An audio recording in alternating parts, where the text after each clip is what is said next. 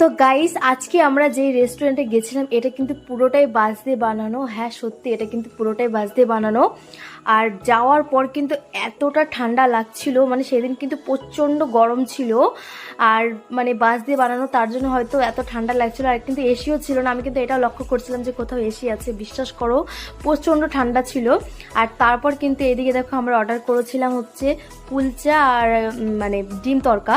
তো ডিম তড়কাটা দেখে কিন্তু দারুণ লাগছে। তো খাবার পর দেখা যাক কেমন হয়। তো ফার্স্ট কিন্তু আমার বোনই স্টার্ট করবে, তো ওর কাছ থেকে শোনা যায় কেমন হয়েছে। তো ও বললো মোটামুটি ভালোই হয়েছে, আর দেখতে কিন্তু দারুণ ছিল। বাট মানে খেতে কেমন লাগবে এবার আমি তোমাদের জানাবো। তো মানে মোটামুটি ছিল।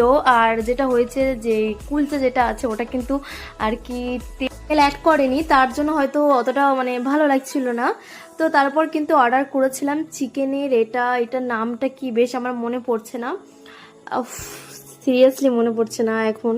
তো যাই হোক, এটা কিন্তু মানে অতটা ভালো লাগেনি। আমি একটু ঝাল ঝাল করে বানাতে বলেছিলাম, ওরা কিন্তু বেশি পরিমাণে চিনি দিয়ে ফেলেছিল, তাই একটু মিষ্টি লাগছিল। প্রথমেই বলেছে যে একটু চিনি অ্যাড করবে না। তো যাই হোক, তারপর বাইরে এসে দেখলাম বৃষ্টি শুরু হয়ে গেছে তার কিছুক্ষণ পরে, তাই একটু ভিজছিলাম। তো আজকে ভিডিওটা এই পর্যন্ত। ভালো